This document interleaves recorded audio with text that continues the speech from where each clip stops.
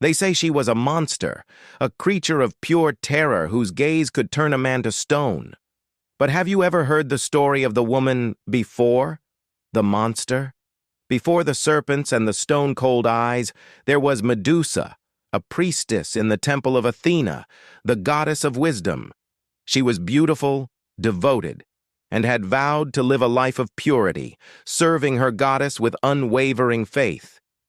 Her beauty, however, caught the eye of a powerful god, Poseidon, the lord of the seas.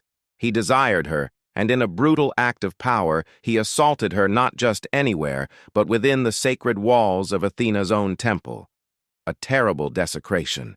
But her fury wasn't directed at Poseidon, the mighty god who had violated her sanctuary. No, it fell entirely upon Medusa, the victim. In a cruel twist of divine justice, Athena cursed her own priestess. Medusa's beautiful, flowing hair twisted and writhed, transforming into a venomous nest of serpents. She was cast out, exiled, and her name became synonymous with horror.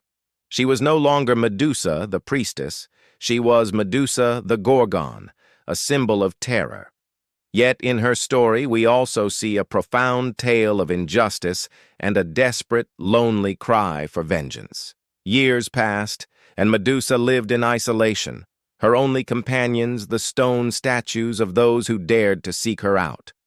He was tasked with an impossible quest, to slay the Gorgon and bring back her head, but he wasn't alone.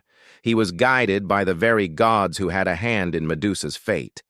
Athena provided him with a mirrored shield, and Hermes gave him winged sandals.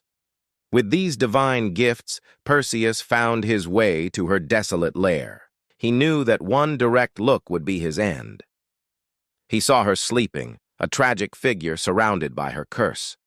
Raising his blade, he struck, a swift and final blow. But the story doesn't end with her death.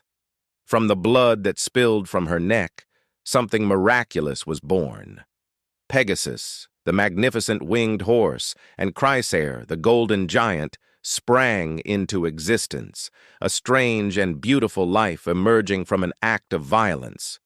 Perseus took Medusa's head, which retained its power even in death, and used it as a weapon to defeat his enemies, turning sea monsters and tyrants to stone.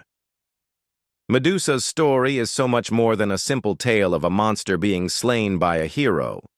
It's a tragedy of a woman wronged by gods and men. Her curse, in a way, became her legacy.